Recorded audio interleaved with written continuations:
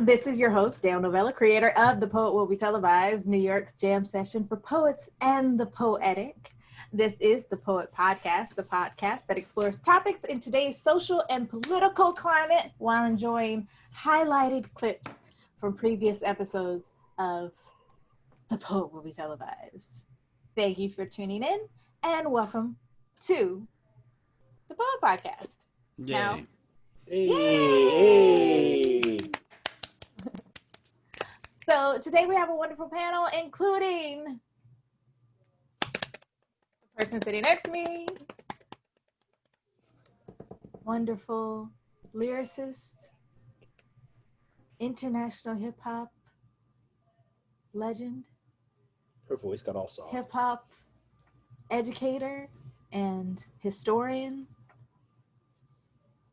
husband, loving son, a black man. Now it sounds like an obituary. Continue. Mikal Amin. How are you doing today, Mikal? I'm doing okay. I feel like I got a new title in there. I don't remember hip hop historian in your normal monologue. Are you not a hip hop historian? I mean, didn't you like write for a hip hop encyclopedia? Aren't you in like? You're right. Okay, fair. A Congress. All right, fine. That's fine. You're right. Okay. All right. You clearly know my CV. You, working on it. You know my CV better than I do. Like, you're right. Okay, I'll take that. Fine. That's just new. That's good. That's good. Yes, I'm better. I'm better these days. I'm all right. Okay. Yeah. That's good to go. Yeah. Do you have anything you're looking forward to? Yes, actually. I'm doing a live performance via Zoom. I haven't really been performing too much in Zoom, but next week, the University of California at Riverside have asked me to do a midday performance on their campus via Zoom. So we're doing something called the Antidote to COVID. Creating on video, I forget the whole acronym. I should have had this prepared, but I'm going to be doing a live performance with some of my work and discussing my time as an artist and a hip hop ambassador and hip hop historian. And a hip hop historian. But the historian part's not going to get into it because I'm going to talk about how each song, the essence of what I was doing. So I've kind of broken it up into like the virus and the antidote. So just different topics and political ideas and some of the things that I've learned and found as I wrote these songs and produced and created these songs. So that's next Wednesday, the 14th. It's actually open to other people that aren't on the campus. So I'll be sending out a link about that soon, but it's Wednesday, October 14th. It's 3 p.m. Eastern Standard Time. So you'll hear more about that. I'll be sending stuff out about that. Cool. Yeah. Well, thank you for being here. Thank you. All right. And next, we have another lyricist, an incredible host of several things, including The Poet Will Be Televised and End of the Week and his life and other things, other glorious things, world traveler and part-time comedian, Baxter Wordsworth. Hey. How are you doing today? I'm doing pretty good today. Today has been a good day. Yesterday was a great day. And I got high hopes for, what's tomorrow, Thursday? I got high hopes for Thursday. That's very good. I thought you were going to say you got high yesterday. And that's why it was a good day. And I was like, oh, we're getting into that. Okay. No, not yet. Give us an hour. Cool. Right. So, do you have that might be later today activities. Do you have anything other than just the general happiness of life that you are looking forward to? I recently moved into a beautiful new space. Well, I will be moving, I should say. Right now it's 2 apartments, but I'll be moving at the beginning of November. I'm excited about that. It's in a better neighborhood. It's in a better space. I recently took part in the Grand Rising Challenge. Shout out to Mikal Amin for the what do you call it? The nomination for that. And that was really cool. I recorded myself for the first time on my laptop. I sort of mixed myself and I edited the video that was shot with help of With My Friend Kate. And it was a cool process of kind of being like the only person behind the start and finish of a creation. So I'm looking forward to doing more stuff like that. Awesome. That sounds amazing. Thank you for being here. Thanks for having me. And last but not least, we have on our esteemed panel, we have guitarist, singer, songwriter, Air Force veteran, world traveler. Well, at least the Air Force used to be a part of the Army, the Department of I'm fine. And the creator, founder, CEO, if you will, of Sky's Crescent Radio, and a member of the Trainwalkers, the conductor of the Trainwalkers, Jade Zabric. What's up? Welcome. Thank you for being here. I will be here on the mic, yes. Jade is our producer of the show. I'll do my best. So I don't know why we do this. We do this all the time. She always tries to get out of it. So we also have, obviously, our moderator, founder, owner, entrepreneur of a multinational global conglomerate consortium of different entertainment properties, one of which being the Poet Podcast, as well as the Poet Will Be Televised, as well as Muse and Royal Entertainment Company, singer, songwriter, producer, photographer, wife, cat lover, educator. Miss Dale Novella, how are you doing today? I'm doing good. Thank you for asking. You're very welcome. And what's been going on with you? You got anything upcoming? Well, yeah, I've been working a lot with a writing group that I joined, Writing Sessions America. So like doing a lot of collaborative work with them and getting some songs written, just trying to up my game with all of that, like planning out the Poet Podcast and the Poet Will Be Televised for the years to come. And also I have a couple songs coming out with a phenomenal rapper named Lex Rush. I don't know. Lex Rush of the Trainwalkers? The Lex Rush of the Trainwalkers. I don't even know if I'm supposed to be saying that. I'm not sure exactly. But I didn't. We did. You just trumped her work premiere together. And it was really fun, like hearing how everything came together. So I'm looking forward to it because they're fun tracks. So they're out here bootlegging people's stuff, leaks and shit. Sorry, Lex. I've already been in Chinatown. Our fault. Yeah. So that's what I got going on. And also this show is about to be the bomb. Yeah. .com. Let's go there. Yeah. So let's get into our first video. And of course, if we're the bomb, we have to be warriors. Here's Warriors from Where the Love Is. That's what I need to do. No pressure. No pressure. Yeah! Woo! We are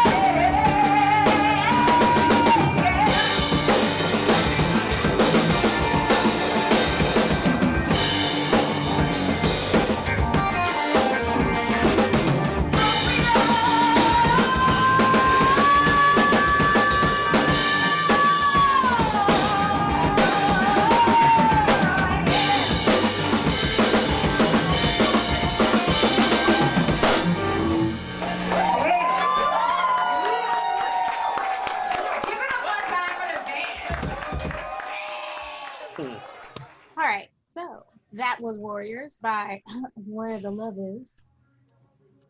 And um, today I wanted to do something a little different. Usually I ask questions based on something I heard in the song, and the kind of like the topics of the whole show come from the songs completely. But we have a friend named Dyalekt. I don't y'all know him. Just Hopefully Dyalekt. the audience knows him as well. He's a lyricist and educator, and Dope project, Museum of Dead Words. You should definitely look it up. Go on Google. But the Museum of Dead Words is actually online virtually right now as a project. So definitely go look that up and check it out. yeah, and I was really inspired by that whole idea of dead words, because right now, and especially in social media, on Facebook, people are like just throwing around buzzwords, right? And a lot of people don't really know what they mean. And so there are certain things that I felt like have died. And one of those words that I think has changed in meaning depending on the context is warriors. So I wanted to see what y'all think if y'all think about a warrior in today's context with everything that's going on and everything you've experienced your own self. What is a warrior to you? Well, it's like a warrior is like, someone who will fight for their beliefs. Usually, if by violence necessary. That's what I think. Yeah. Yeah, anybody who's willing to wage a war for whatever reason, you know what I'm saying, or take part in it, I would say, is a warrior. And there's lots of different wars. There's a war, like the literal sense of war, like nations fighting against each other, but then there's like other metaphorical wars. There's the war for your soul, the war on drugs, the Yeah. war, against whatever they're fighting against these days. Yeah. Like I laugh at the term social justice warrior. Even though that's technically what I am, but I always feel like goofy saying that, right? Like I'm always like rallying for equity and like trying to teach.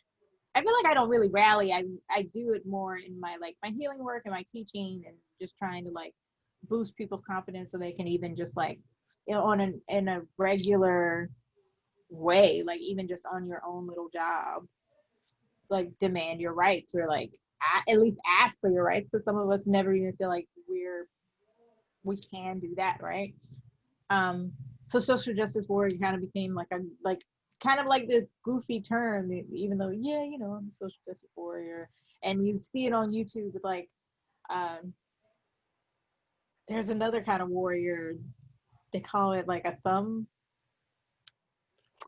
A keyboard warrior. Yeah, keyboard warriors Yeah. are like complaining about SJWs, right? So Yeah, I it's funny that we're talking about everything. Pretty much everyone is sort of like iterated of what they think of warriors. I think what I think about is all of those things. But like for me also, in addition to that, like, and a lot of the things that I've read about like the Book of Five Rings by Miyashi, the Hagakure, which is like the samurai code. Warrior really encompasses the way in which you carry yourself, the values that you hold, what you uphold. So even the idea of like a social justice warrior, like that speaks to me of like a deeper understanding of what that means. But like kind of like what you were saying at the beginning, the reason, about dead words and how words have changed, it's interesting because we have taken the meaning and the context out of things that had very like powerful reasons why they existed. So like, yeah, when you say social justice warrior, it's been made for you to feel, corny or anything, but that's only because of the political climates that we're in, where something like the term social justice warrior should sort of be a sense of pride. Like, I believe in helping other people be supported, and that they are valuable and deserving of value, and I'm willing to do whatever it takes to ensure that, not just for myself, but for others. So like, warrior is someone that has honor, someone that is willing to sacrifice themselves for the beliefs, not for their personal gain, but for something that's greater and stronger. But we've taken that idea of warrior and in some ways reduced it to something that's, oh, well, they just fight. It's like, well, what do you mean by fight? And like, how does fighting can look a lot of different ways. Fighting can be about preserving life as much as it is taking it, right? So it's just a context to me about how we've sort of like utilized ways to sort of manipulate language and manipulate definitions, either in ways to sort of like demean people or ostracize people, or like create these like strange hierarchies. And so for Warrior, for me, it has to be about not just the action, but like what causes the action, and what you stand on as a person. Who do y'all think are warriors today? Are there anyone that's like really? Oh, sorry. Go ahead. Like, who came up with this term, social justice warrior? Because when I hear it, I hear corniness, and I kind of really hear it. I don't hear it from anybody saying it of themselves. I only hear it from people talking about other people in a like a derogatory way. I don't hear it in a good way. Just find out who made up the term. I forget who, but it wasn't from the negative side. No. There were activists that were using that as a rallying term, but I don't remember. Yeah, and I mean, I know some people who self-identify as like SJWs, you know, but like that's par for the course, right? Like if you're a warrior, you're fighting against something. There's usually somebody who represents that something you're fighting against, right? So it's like you know, the words conservative and liberal mean different things depending on who's saying them and in what context. Like before SJWs, there was like snowflake is what they were calling people, right? Yeah. And it was always so ironic because it's like people who call people snowflakes is like you're insinuating that this person is too sensitive, but then you're sensitive about their sensitivity. So it's like, to the point that you're coming up with a whole like name and like background to it, like it's like them being sensitive. Who really are affected by this? Upsets you, right? And it's like how sensitive is that? But all in all, it's all propaganda, right? Like the context being positive or negative is always behind somebody's agenda. Even the term conspiracy theory was created or popularized around the time of the assassination of JFK to kind of like make light of the people who would insinuate that it was a conspiracy, right? They'd like, oh, these conspiracy theorists, and kind of like making it seem like they were like nuts, you know, as a way to like make anybody who was associated, because that's the problem with everything is there's an extreme to it, right? So there's people who are social justice warriors who have very real goals, very you know, precise things that they want, and then there are people who are extreme who get lumped in with that, right? So what people do oftentimes is they make fun of or they highlight the extreme to invalidate the entire thing, right? Yeah. They're like, oh, these social justice warriors want communism. They want you know, they want everyone to be working for free. And it's like, no, there might be like one moron, even like to defund the police, right? Like people like defund the police. It's like, there's people who's like have actionable plans. They're like, yeah, we want to reallocate funds away from policing towards other things that would make policing easier on the police, right? That's the idea. But then there's other people who are like, we want to burn down precincts, and they like you lump them all together to invalidate the whole movement, right? It's like, oh, these people want to defund the police. Well, what are they gonna do when there's no police? It's like, whoever said no police? Like, there are people saying no police. Right, there are. Well, there are. but to Baxter's point though, they're saying no police, but they are also in the same breath explaining what would be in its place in the alternative. They're not just saying like, hey, let's just get rid of cops and like there's no way to deal with, you know. Right, but then there are people who not actually a thing. There are people who are saying that too, and you know, it's not. You're not to say, you ever get into a conversation with conspiracy theories about somebody and you guys are vibing, you guys are like, yo, man, COINTELPRO. It's like, yeah, COINTELPRO. You're like, yo, the Tuskegee Airmen experiment. You're like, yeah. And then they're like, yo, lizard people in the White House. And you're like, ah, damn it. But see, you know what's funny using that example though, Bax? All the things you named that were, and this goes back to what we're talking about a little bit, because you understand that when you see a mass discrediting something, more times than not, a mass, not a small group, but the mass discrediting something, probably more times than not, there's validity to that thing. So like when you said like Tuskegee Airmen, right? Or, you know, Watergate or whatever have The you, experiment. you're actually talking about things that aren't really conspiracies, like 5G causing COVID Right. or lizard people, because Well, there's actual, tangible they are evidence conspiracies concept. now, though. Like before, they were more hidden and more clandestine. Yeah. But you would realize individuals that still serve that purpose. There are still people that still call those things conspiracy. You're right. Yep. Yeah. You know what I mean? You're absolutely. Like the I totally Holocaust. agree. They'd say some It's a people are conspiracy, like, yeah. it's a conspiracy. It White didn't supremacists. happen. Like, Yeah. what? No, what? it definitely It happened. happened. It absolutely happened. Definitely Yeah. happened. Now, we're coming from liberal perspectives, but do y'all ever see liberals talking about the right or talking about conservatives, and you're just like, that's actually not what they're saying? I All the think time. I think to what Baxter, the point he was making earlier, I think that the idea of liberal and conservative means something different depending on who you are. And there's many people that are conservative that don't go to the extreme right of what people assume by conservative. Right. There's people who are just conservative just because, like, financially, that's what benefits them, right? But even like with Donald Trump, like, you know, people that are against him exaggerate so much of what he does.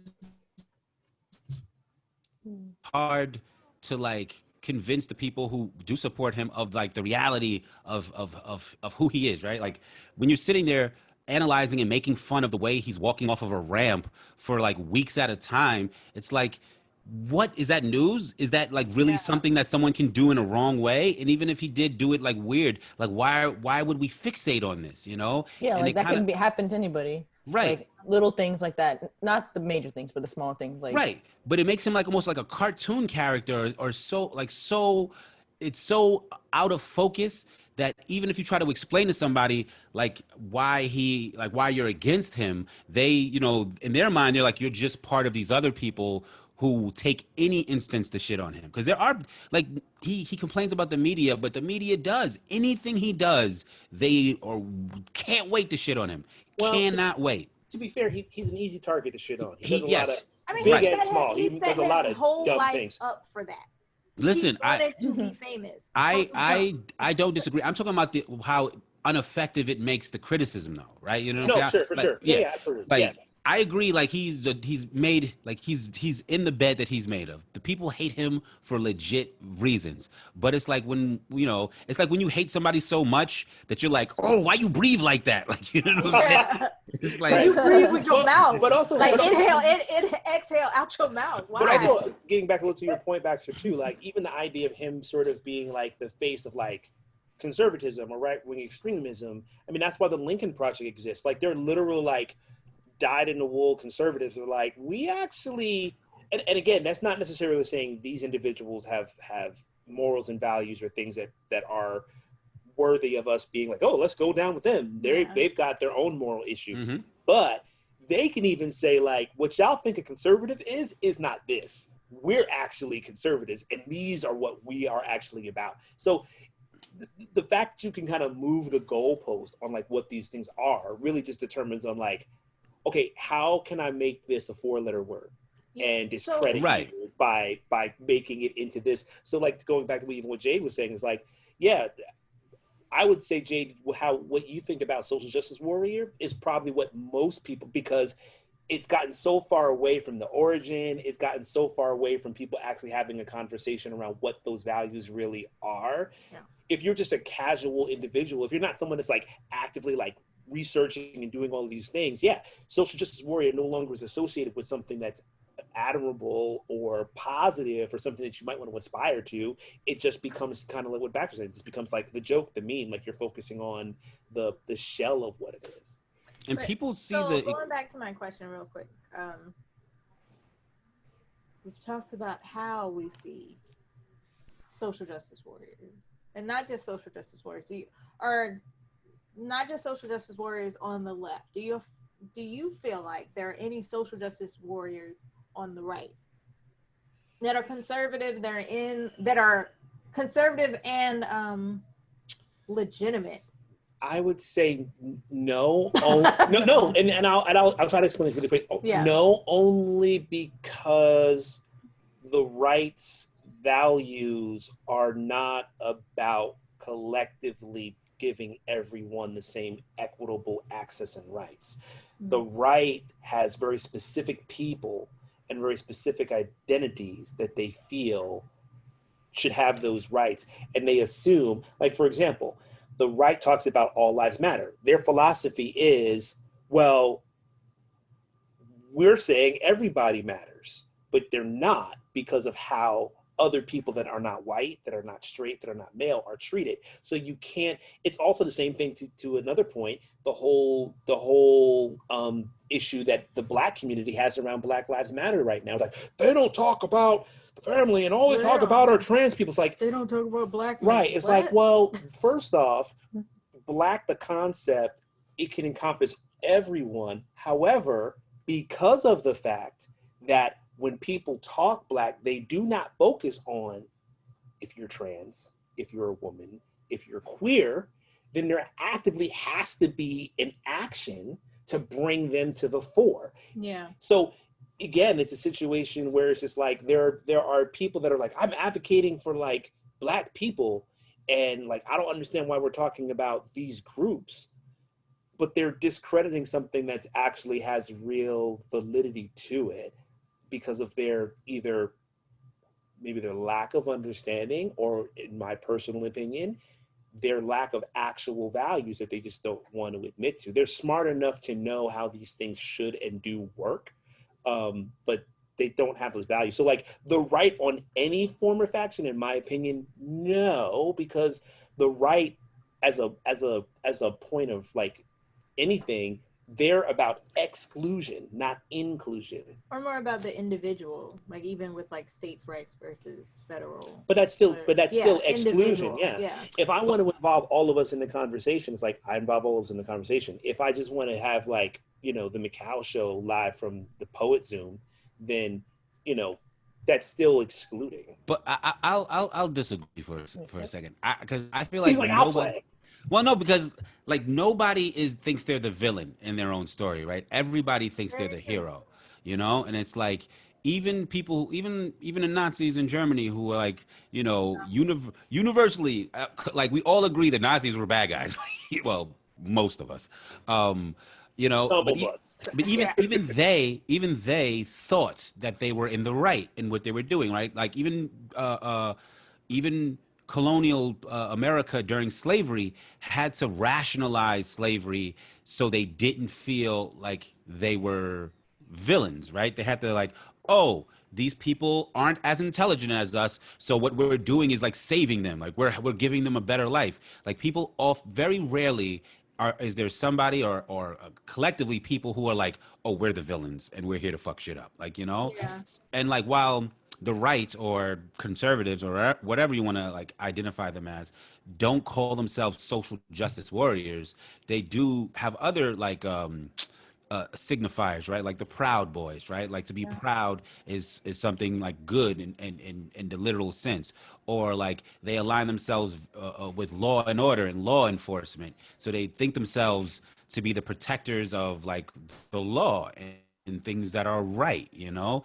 And I really believe one of the biggest issues is the lack of intelligent debate between people who disagree but can communicate in a way that's easily acceptable for people to understand, right? Like if you had somebody on the right and somebody on the left to have a discourse about ideas that were like people could understand and actually come to some conclusions, I think that would be beneficial for everybody. But we live in these echo chambers where like someone on the right is like, support the police. And on a very basic level, it's like, yeah, support the police. But somebody's on the left is like, stop police brutality. And on a very basic level, it's like, yeah, stop police brutality. But they never meet in the middle where it's like, hey, can we support the police and stop police brutality? And have that very real conversation on what that would look like. The right is just like, they're against the police. And the left is just like, they're supporting police brutality. And it's like it's like 1984. You have these never-ending wars and fights, warriors, that doesn't get anybody any place. People just build their forts and they like hold up in them. They're like, I know I'm right. I know I'm right. I know I'm right. And they're fucking willing to die on those hills. Well, I think I sort of agree to an extent. But I would say this, and we probably have to move on, but We do? or maybe not. Okay, you're usually time. I should just let you do your little segue. But what I was going to say is like, I do agree that there can be and there are at times scenarios and situations that have some type of like more complex solution or conclusion to it than simply saying it's all of this or nothing of this. However, I do think that, you know, if we're using like police brutality, for example, or the police, I think the complexity of that, depending on how you, again, it goes back to value. So it's sort of like, okay, what is the police's function? Is it to resolve conflict? Is it to restore order? Is it to basically administrate the law as it's being given to us? And then does the law actually have a moral to it that basically ensures our actual rights? Or is the law meant for something else that's independent of us as citizens? And that would be part of the conversation that like needs to be had on a public way for people to see, right? Because let me Well, finish. you know what? I want to hear. Oh, sorry. Yeah. Finish your thought, and I'd like to hear Jade what you think about all this. Yeah. But Mikal, Yeah, and I'll try to wrap it up quick. All I was going to say though is that when you get into like the origins, the definitions, the actions of some of these things, it for certain people, depending on what they believe, it becomes clear that there can't really be a middle. Because if you believe in the concept of, say, like law and order as it's understood in terms of the law, then you don't believe that individuals that interact with the law can actually be justified in their humanity. You don't see that because you're like, well, the law says this. So if you're doing this, then there's no discussion, there's no debate. So the question I wanted to ask was, I'm not going to ask you right now, is sort of like, it's sort of like, you have a greater belief in one's moral humanity maybe than I do, because the assumption is like it's just a blind spot, not like what they actually believe. Because what I hear you saying is sort of like, listen, if we could just get to a point where we're all sort of calm, you'd realize like you just don't see this part. And if we can kind of be in a dialogue, I can get you to see this blind spot you're having of why people feel this way. I kind of tend to believe that there are some people like that, but a lot of the people that we're talking about, they clearly understand like, yeah, we just don't give a fuck about these people because they're not us. And this is what we believe needs to actually happen. But they know that, yeah, you don't want to be, like you said, be called the villain. So they're wise enough to understand, like, if I come out and just say, like, yeah, I don't like you, then they're not going to get support and they're not going to be able to operate. So they don't do that. So that's my concern. But yeah, I mean, I've had friends, I've grown up with people that had conservative ideas that when we were in a one-on-one, it didn't necessarily change their views per se, but they did get a better understanding of why I would think the way I was thinking, or why, you know, a certain faction of people believe what they believe. And it did make for a better dialogue. I do agree with you. I think that we've gotten to a point where we've pulled so far to an extreme that you maybe can't grab some of those people. But I think the hardcore fundamentalists on either side of those things, they're coming from a very like deeply entrenched value place that they're not going to come off of, because they just categorically do not see it that way and will not see it that way. And it has nothing to do with blind spots. They're just like, no, I fundamentally just think you just don't, this is a value that I have and that you don't and you never will. Jade, do you agree? Well, yeah. I mean, I'm from Texas, so I grew up around, you know, it's very red. And the word conservative is definitely not seen well now. But if you really look at the word conservative, like, I feel like I'm conservative. I dress conservatively. I don't try to do crazy things, and I stick to the law. I'm a good citizen. I'm a good citizen. That's basically what a conservative is supposed to be. Now it's been turned into something else. A liberal has been turned into something else. I don't know. Since I've been in New York, I've definitely been exposed to more things. Like, honestly, like, I feel like where I grew up, it was definitely like mixed neighborhood. You know, I grew up in like apartment complexes until I was like 12. But my mom didn't really allow me to like go out and like mingle with other kids. Like she literally like kept me sheltered until like I was about 12 and I was able to go out and stuff. But I really didn't get hit with a lot of like things. Like I knew I was poor and not, you know, as rich as other people, but I don't know, I got exposed to just a whole bunch of things when I came to New York that really hurt my feelings, like about like how just literally the way people talk, the way people talk to each other. And you know, I'm used to being in a household where we tell each other we love each other all the time. We tell each other, you're beautiful, you're great, oh my God. We congratulate each other on all of our things, to come to find out that other households aren't really like that. That to me is what I think a conservative is. And what people who think they are conservatives think. They don't think that they're bad. Yeah, they think they're good. You know, I think that, and a lot of them are, the best ones right now are staying quiet because they don't want to be involved in the what it has become. They're kind of like, maybe I need to be more in the middle. Most of them are more in the middle. Most people are more in the middle. Most liberals are more in the middle. Yeah. Most people are not on the outside. Most people really do care, you know, but. And therein lies my point, is like, and like Mikal, I think I disagree with what you're saying more than I do. Like I myself consider myself to be like radicalized, right? Like a lot of my ideals and opinions are like kind of extreme, but I don't expect most people to be that. And I feel like today we're inundated with so many examples of the radical version of an idea, right? Like Jade is saying, most of the conservatives are quiet. Most of the middle ground conservatives are quiet. Most of the center liberals are quiet. The people we hear from, the people that get that we see wearing their identity on their hats and their clothing, are usually the extremes of the situation. So on the right, we see people walking with guns and dressing like there's a war in the suburbs, and on the left, we see visions of.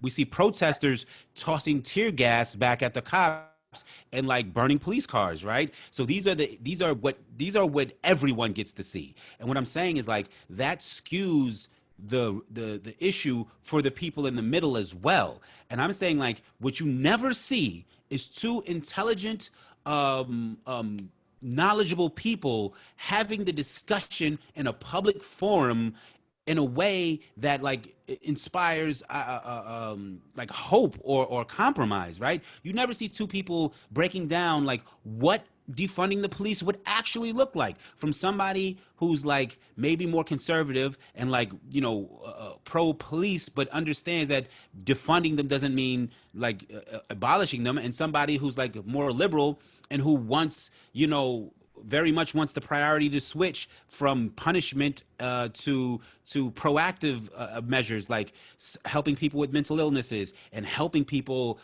with homelessness and helping people with addiction, right? Like, where's those conversations? Like, even on Facebook, if you try to have a normal conversation, it's going to get railroaded. Well, it's not going to be on Facebook. It's not going to be on social media. Right, but I'm saying, like, even in your daily life, like trying to see or trying to ever come across a logical, educated conversation. Like, we don't even get it from our politicians. Like, even our politics has devolved into what the last debate was. Like, these are supposed to be like the pinnacle of representation for America, right? This is everything that we work for in two old white men, right? And they're supposed to be having a healthy discourse about the direction that the country is supposed to go. And this is where we're at. Like, you know, are the most sane people talking are entertainers, and that's crazy. It is like, crazy, because I haven't really seen very many sane. Well, they like comedians. Like, they feels like we're marking time here. Like, we keep going over the same thing over and over again, and that's why maybe we should take a moment and listen to "Marked for Death" by Queen's Mind. This is a spoken word piece called Mark for Death. You have already convicted me, sentenced me to the death penalty before I've been charged, before I've been booked. No judge, no jury, no judicial system. Your gun the judge, your bullets the jury, your hatred the only charge. No, not guilty. I didn't deprive you of melanin, of carbon, didn't plant that seed deep within your generations past of false supremacy. Didn't cause you to grow up thinking you deserve to hurt or rule over another human being. Or surely you know all living things have a right to this earth. As I didn't cause you to hate you, but I say unto you, we are not guilty. Black lives matter, but you have melanin marked for death. Should I die? Should my life be taken? Just because I've been taught the wrong decision making? Because I am a descendant of who you label slave. Brainwashed to believe my sun-kissed skin is a curse. Now my body belongs in a hearse, so y'all blame me. But I'm just a product of my environment. An experimental project y'all gave my people to live in. Placing liquor stores on every corner. Bringing in crack, sending in AIDS and subliminal messages that show me I'm nothing. Every channel on TV show how lovely it is not to be black. And each weapon of mind destruction turns into lack of self-esteem. So my feelings of inadequacy got me mad as hell. So hell yeah, if I hate myself, then caps get peeled, niggas get killed like I know better. I'm marked for death. As I see these cops killing my people, hands up took their last breath. This system never neglects to take my people down. Like, really, how do guns and drugs get in the hood? Well, y'all just blame me anyway like I'm in shipping and receiving, and y'all got people believing I'm a bad seed, so y'all mark me. Target on fabricated gangsters that only click up because our father's not home and welfare said he couldn't live here. Plus, y'all made sure he had a felony, so he definitely can't live with me. So I grow alone, no dad the groom, and mom, I don't know. Damn. She fucked up. Tricking off what she learned from those before she's sick. Thinking she needs money for fake ass nails and weave and shit. All she wanna do is smoke weed, get high so she can numb her deceived heart. See, she was white deep down too. Then her son wouldn't be marked for death. And she ain't thinking about buying me no bulletproof vest. She'd rather get another tattoo on her chest now. Back to this. Y'all say I should be held accountable for my own actions, but I'm mad vexed. What kind of life is this? That I have to live ashamed of my own God-given skin, but you expect me to walk around skipping, innocent and happy when my childhood's my manhood. I gotta take care of my sister, and we all got issues. But my issues don't give you the right to take my life whenever you feel like it. You got me marked for death. When your policies got me like this, so go ahead and start your race war so you can implement your martial law, and all we do is hands up, don't shoot, I can't breathe. Damn, turn me loose from your hand, I only had Skittles and iced tea. It's a toy gun, I just whistled, and which is all brown till you see. We are all Trayvon, we are all Martin, we are all Malcolm, we are every ancestor lynched, and we are not guilty, but you have us marked for death. Queen's Mind, thank you. Yeah.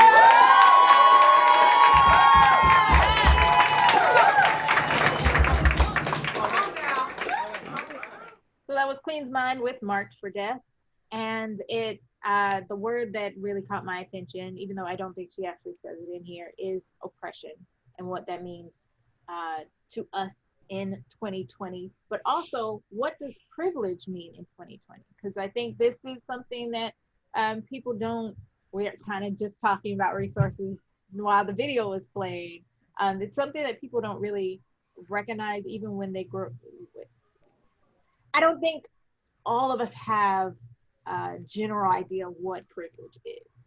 Like, some people think it's just money. Some people think you're born with it, like white privilege or male privilege, things like that. Some people don't think those things exist. So there are people like me who would see me as being, they used to say, a double negative. I'm a woman and I'm Black, so I have like the whole world is against me. And it's like, but within my community, I have certain privileges. I'm stereotypically attractive for a Black woman. I have a looser hair texture. I have lighter skin compared to most of the people I grew up with. And that two-parent household, both college educated parents. Yeah, we have a home, we have land. Like, I have land that I will inherit. These are things that, like, you don't hear about. The typical narrative of Black people, you don't hear. So a lot of people, I've noticed, even white men can't even acknowledge what privileges they have, like down to that basic levels. Like, I get to eat every day and I've never thought about where my food is coming from. Like, most people don't even think about those things. So for y'all, what is privilege And let's say instead of oppression, like lack of privilege, what is having privilege and what is not having privilege? These are some big. Go ahead, I thought about sending these questions out in advance for what? No, we can. No, I have no problem. No, we're good. We're good. I'm just saying this is Definitely like, do not. To like, what is the meaning for everyone? So, Answer but that this is something. To This be is something the that I best actually you. spend like a lot of time giving energy and thought to. Oh, you guys are frozen for me, which means my internet. No, is you're sucking. frozen. But it looks like you're back. Are you? It's weird. You're good. And we can Pay your still bill, hear man. you. I'm back. We Pay can your still bill. hear you, but you'll be like, Miss you. Get off that Wi-Fi, son. Get your 5G. No, 5G. but so I think the distinctive characteristic of privilege, the thing that separates privilege from like just opportunity or like leverage, is privilege is an like an advantage you have based on an established system that exists like without you, right? Like male privilege is something that I have, not because any choice that I've ever made, not because of any like I can't ever take it off. I can't ever decide not to use it. It is intrinsic in the system that I live in, right? Like I live in a system where being a male validates me before I even interact with the system. You know what I'm saying? So it's like there's certain, and I think that's the confusing thing about privilege, because it's like if you can choose to not have it, that's not a privilege. You know what I'm saying? Like like people say like, oh, having money is a privilege. You can choose not to spend money. You know, having money is an advantage. Having money is a leverage. It's not a privilege. You can never not choose to you have your privilege, you know, like same thing with like a woman can't choose not to be we're living in different times. I've always had that ability. Hey, but you know, like Not always. but like white privilege, like if you are white, if you are as long as you are identified as white, you have the privilege of being so. And that's not because like, oh, things are going to be easy for you ordinarily, but it's like if you go into a bank, statistically, you have a higher chance of getting a loan. And that's not because of any decision you made beforehand. That's just because you're white. You know what I'm saying? and the assumptions that come with whiteness. Right. Of whiteness, because some people are not white and do not identify as white, but other people see them as white. Yeah. Right, like me and Jade could go into a club, right? And Jade could be like, "Hey, I'm a musician. I got a band, and I want to perform here." And I can go in there and be like, "Hey, I'm a musician. I got a band, and I want to perform here." And I'm already validated by the system. Like the person who runs the club, there's a higher chance that they'll see me and see someone worth doing business with because of me just being a man. And I had like in Jade, I'll admit Jade has more experience putting bands together, running bands. Like I would rather be in her band than like be the person going into the Do you have a band, Baxter? Huh? Do you have a band? I mean, I've done it, but what I'm saying is like Jade I would does actually it. argue. I was going, Jade's got a band, actually. I mean, I've hired Jade in my band, but what I'm saying is like the idea is like the reality of it is I would admit that Jade is more valid and could probably do a better job, right? But the system already validates me. Like that's my privilege. Like before we go in there, before we put down our resumes, before we say anything, a guy sees another man walking through the door and he already gives him a certain level of validity. You know what I'm saying? It's like, I don't know about that. Like, I don't know. Yeah. I don't think at all. I think that if me and you went into a place and we both had the same speech, like we're both able to be confident with it, like I think I would get it over you. I totally would. Yeah. And because I'm a woman. Because the opposite. Yeah. I actually didn't. think because Baxter, you're black, and the assumption is that you're automatically a rapper. You could be a scream rock. That could be too. Yeah. But there are also a lot of. We don't do that. But I want to say too. Yeah. There's also a lot of black musicians. And two. But if you get it because you're a woman, that's indicative of another kind of like subversive. And that is my privilege. And I accept like. But hold on. No, that's something that I have been aware of it in my entire life. That because people will expect highly of a man, I actually have to do less. I've actually experienced that in my life because throughout playing guitar.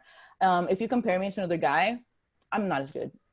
I'm not but sometimes you look at me and you'll think that I am because I'm a girl. The standard is lower. Yeah. That makes sense. So I remember, sorry, it's just like when we started talking. No, let's go. Flashback of a story with Jade, where Jade was Mhm. playing drums, and some random white guy came up to you. And Oh my God, that was. Oh my God, you're such a great drummer. And Wait, he what? like he was like talking about how you were such a great drummer, and you were You're like, talking about something else then. yeah, and you were like, yeah, okay, I'm a good drummer, and you were just kind of like confused and kind of waved him off. And then later on, somehow it came up that you were Mexican, and he was like, oh, you're Mexican, you're not that great of a drummer then. And it was like, What? because you were of color. When was this? I don't know. This was like years ago. Oh, I remember yes, thinking it was so funny. And, like, I know what you're talking about. When he thought I was white. Yeah. When he thought I was like, white. oh, this white girl can play drums. Because yes, but then he found out I wasn't white. Now the the expectations were higher. Because people of color have rhythm, Yes. so they should be able to play So- drums better. Yeah, Like I do white remember people that. play drums And this is the subversiveness of that, right? Like the expectation is lower because you are invalidated by being a Yeah. woman. So even though it might feel like sort of an advantage in a way, like you being you have learned how to leverage it, but it is still an invalidation of a system. So it's like white people still have the privilege validated by that system before you do, or men still have the privilege of being validated by that system before you do. So even if somebody is like, oh, she's a woman, and they hire you, or they choose you because of a different kind of value, right? Like women have they might expect me to sing be a jazz ballads and stuff like that. They might like look at me and think that, but that's not who I am either. So right, but it's still like the system is still invalidating you in one way and then validating you or valuing you in a more subversive way. You know what I'm saying? It's kind of on a larger scale, it's still putting you kind of at a disadvantage. Right. It's like when men always say, oh, women got privilege, they can get free drinks at a bar. It's like, if you really examine that, is they're getting free drinks at a bar because people value their bodies, which is part of a system that exploits them, which at the end of the day is not a privilege. It's just a weird side effect of a disadvantage they have. Like, you know what I'm saying? Yeah. It's like, men like women, so they give them things sometimes, but they also murder them. So it's like, And I don't rape like Well, that's and also that's not a privilege. out of a goodwill. It's like it's a transaction. It's like I want something from you, so I'll do this. But it's not because I'm like, I think you're an amazing person. Exactly. You know what? They're coming from a business perspective. So you're at a club, not like in New York. I haven't noticed this too much, but like you have ladies' night. Everybody, all the women get half off on drinks or first drink free or whatever. There's gonna be a bunch of dudes that come, and then you charge the guys like $20 to get in, and then you make a lot of money. Yeah, Practice. so like on that way, you are valuing the women, but Are a you little bit more. Are you? But it's part of the same system that gets women killed. Like, Yeah. like, well, I was gonna say that's the deeper thing, right? It's the idea of like we need a way to get. It's like y'all are basically They're using sex. You're the bait. You're the bait in a trap, bait, basically. You're And not. how safe- It's not like we want the atmosphere to be so great because that feminine energy means that it's right. gonna How safe are positive those? place. How So safe it's are like- those clubs that do Right. that? It's like, how can we get these people to spend money they may not want? Oh, I know.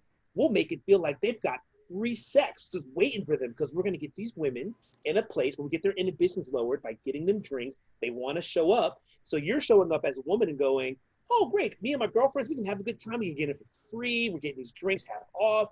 But it's like you're being set up essentially to be the prey for dudes that are coming in. And that's not saying that every single dude's going to that club is going to do that. But clearly a lot of them, right. I But mean, what clearly kind of guy that's the pays purpose. $20 just to like hit on girls? I didn't. A lot of them, but I didn't.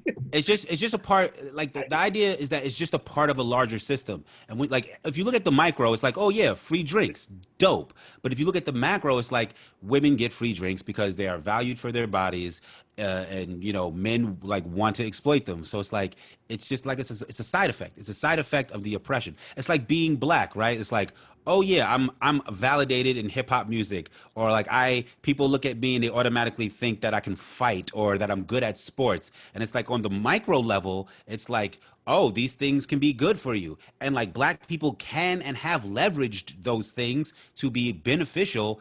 But when you zoom out to the macro, it's just side effects of the oppression of black people nationwide. And it's like, hey, listen, I would rather live in a safe, free world for black people than be picked first at basketball. I'll give that up if we can even out. If black people can get loans for houses. No, I always thought it was crazy that I never got picked first for basketball. I can't imagine why. Short people got. Hey, listen, Monkey Bogus is 5'3". I'm leaving it at that. Really quick, I agree with pretty much everything you said, Baxter. The only thing that I would like to think about a little bit, though, is in the thing about money. Because I feel like money as a tool, I hear what you're saying, but I feel like money talks about a larger class thing. That if we're talking about the definition about what you're saying with privilege being like a validation based on a system and a structure, I do kind of feel like, yeah, me getting money or you getting money, or even let's say a poor white person getting money is very different if they are not built into sort of like legacy and wealth. And that even legacy and wealth that black people do have, because there are some black people that do have that legacy and that wealth. Definitely not as long as a white person does, but it's something that whether or not they like activate it, like, oh, I can be Brewster's Millions, I can just spend all my money if I really wanted to. It's really about what the money does, which is give you access, which continues the thing you're talking about in terms of the validation. So either you're talking about like, when you talk about the rich kids that are slumming, right? Like there's mad people, there's mad rich kids in Williamsburg that like, shoot, I shouldn't be saying, well, I'm not going to say this, I'm going to keep this low. But let's just say in places that I've worked, in places that I've been, I've had young people that presented themselves as one way, but come to find out that they definitely had access. We've rapped with a lot of them. Well, I wasn't going to say that. I don't, maybe, but definitely some poets where like they come from families that have political clout, financial clout, right? So like, even though they're not utilizing the money, even though they're like, I'm just not going to use that stuff. The money that they're attached and associated with allows them to move in spaces and be validated simply from association. So like, I do think like money still kind of plays into like, but like, but it's money isn't is. Can I comment on that real quick? People who do that, who like denounce their inheritance or whatever, and they're like, well, I'm not using this money, it's like bad money, where they could be using it to do something good with it. I feel like that's kind of like wasting your privilege. And then that goes back. Or you could be a revolutionary, because that's Che Guevara. Che Guevara was from a very wealthy to-do Argentinian family, and he denounced all of that to basically start the social revolution in South America with Castro. Because he felt fundamental. And they are all better off for it. Well, that's a Castro thing. That's a larger discussion. That was more a Castro thing, not a Che thing. But I mean, Castro came from like at least upper middle class. He did as well. They were lawyers and doctors. If you really want to get down nuts and bolts and dirty, most revolutionaries, even those in America, largely came from either middle class or affluent families. You don't have many. Access. Yeah, most of the Panthers are from middle class backgrounds, and almost all of them had college educations. They were not Fred Hampton. Yeah, they were Fred on their way. Hampton was actually an outlier. Most of them were like, but if you understand, like the conversation we're having is like to create systems and structures. And I'm not saying that it's exclusive to that, but you have to be in a place where you've looked at the macro of situations, studied those things deeply, have an experience or the ability to kind of look at experience beyond your own and have a multitude of them. Unfortunately, privilege allows for some of that to happen and occur. But I mean, so like, while you like, I still believe privilege is something you can't throw off, right? And you like, very few people choose not to use money sincerely, right? Like these children who go out, these children of wealthy people who go out into the world, they'll like try not to make it on their own, but they're still padded by like the safety net of money, right? And it's not necessarily like, you know, like money is a privilege, but it's more of a advantage. You know what I'm saying? Because if you can lose it, right? But it's but like you can't lose. Like on listening sessions, we interviewed somebody who didn't know it at the time, but turned out to be Randy Jackson's daughter. Randy Jackson of the Jackson 5, right? And it's like this person is an artist and they're trying to go through the world of an artist, not on their father's legacy, right? But you can't necessarily get rid of that because somebody knows. And whoever knows is good. Like, if you don't know, your manager knows. And you best believe your manager behind the scenes is like, you know, this is Randy Jackson's daughter. You know what I'm saying? So, like being associated to success is, I think, is a privilege. Being associated to people with money is a privilege. Like, Bill Gates, he's not leaving any of his money to his children, but he doesn't have to be. All you ever have to be is the child of Bill Gates, and you'll get all of the opportunities and chances you ever need in life. You know what I'm saying? If the child of Bill Gates walks into an organization and says, I want a job here, who's going to tell him no? They're not. My dad made the operating system that your computers run on. Well, I was going to say, if anything, if the assumption is the individual that's going to do that with them wants to have access to the larger Gates thing. So right. I guess I'm saying, having said that, I guess if I'm understanding you better, then I would probably agree, because money is the tool. So yes. Like it's the tool, but the larger thing it's attached to is what the privilege is. So right. Yeah, I totally agree with that. I agree with that for sure. Jade, what do you think? I don't know. I hate money. I agree. I don't know. I'm not a big fan of money. Although I got my dollar sent to me yesterday. Somebody found my dollar that I write my name on. Oh, I remember once you got it back in change. Yeah. Like you paid for something at a store and got one of your dollars back, and you were so excited. And I was like, oh, that's cool. I probably did it at one of the places I exchanged, or at a bar, because usually like I probably had Savon or something like that. I'm gonna slightly amend that, because I tend to agree. Like, I'm not a big fan of money. I'm more just not a fan of how much we value money. Yeah. I wish money was not valued in the way it's become sacred. It's not looked at as a tool. It's like social media to me. It's like, I don't dislike social media. I like how we've made it sacred. We've made it infallible. We use these things in ways that, like, in my opinion, it debases us. So, like, yeah, money is awesome if you're using it in the right way. Like you said, like if you're using money to help people get housing, or you're using money to help people get fed, or you're using money to fuel an idea that's going to be beneficial for people, it's awesome. But oftentimes what we find is when you have money, your drive is either usually to get more of it, or you're using it to sort of like separate yourself from other people, typically people who don't have money, because you associate their value of who they are with, do they have it and can they make a lot of it? So like that's my issue. Like, I would love for you, Jade, to have $1 million, because I know if you had $1 million, you would do something with it. You would build out train walkers. You'd have amazing events for people to have fun with. Studio. You'd build out Sky Crescent Radio. It'd be free.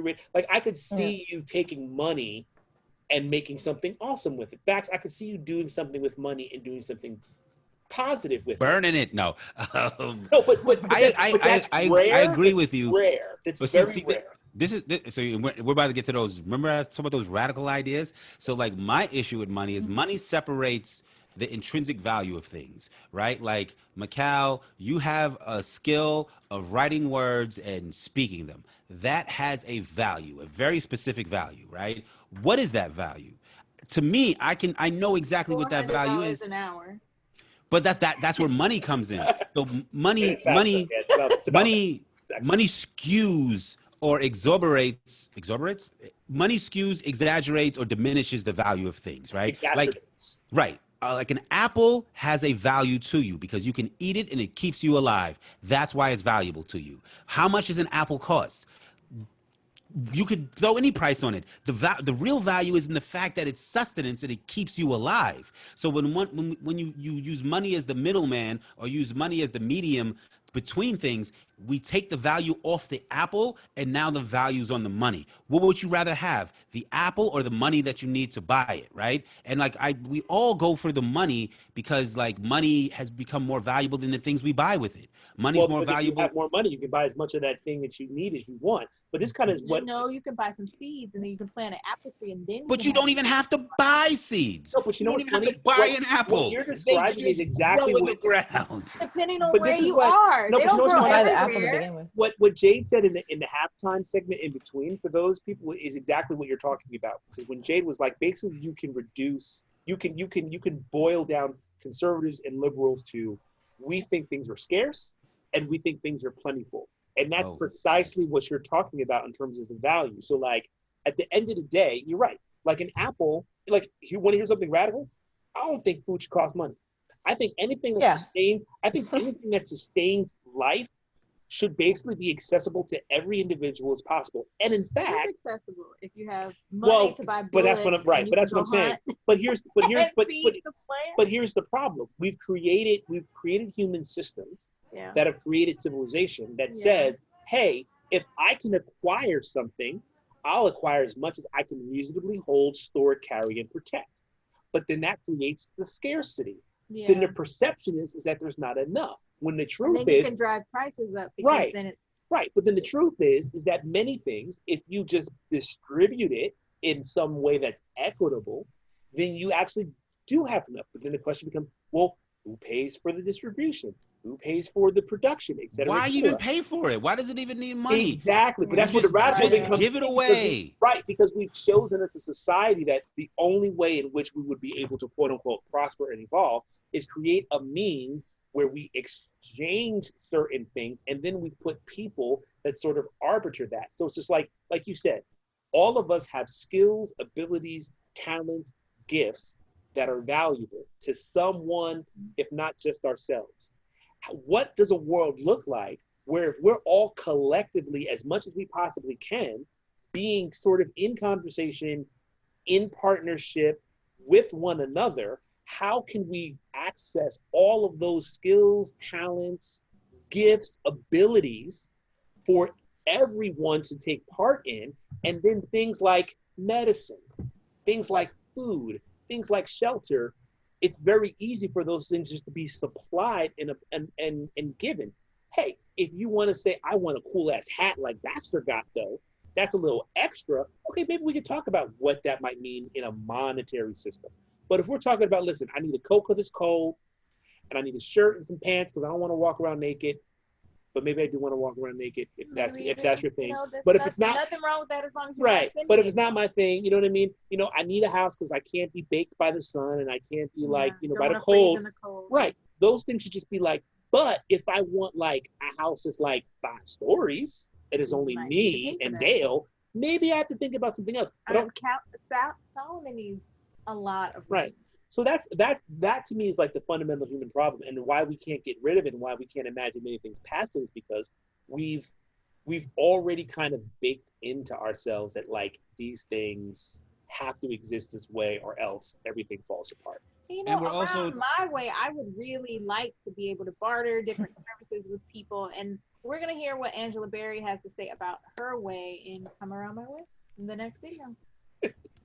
Class for Angela Brown.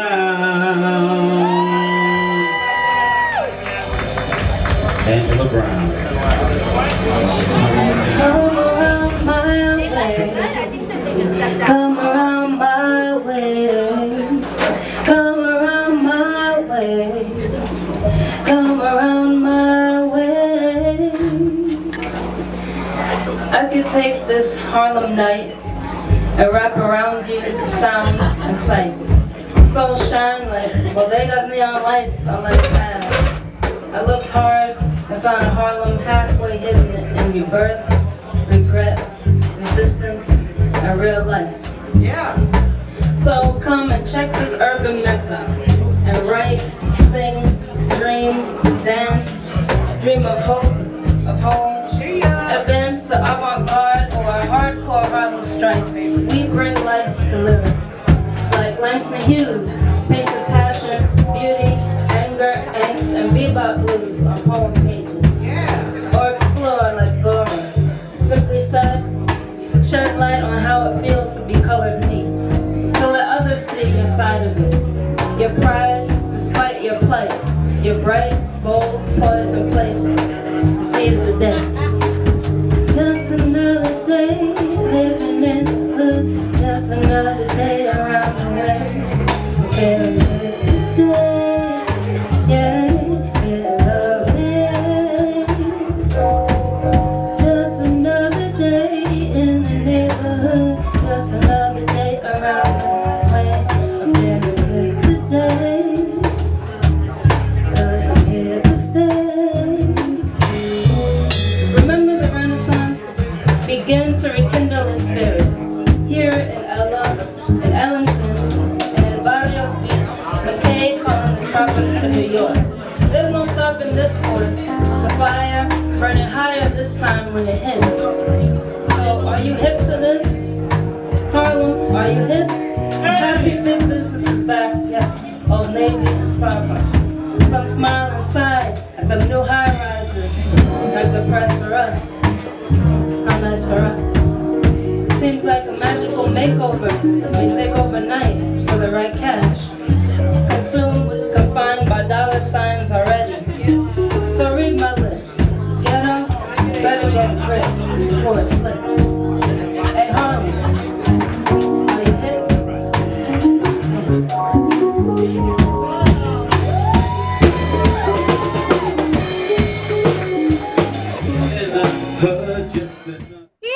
She has on a shirt. Mm-hmm. We should get Solomon a shirt.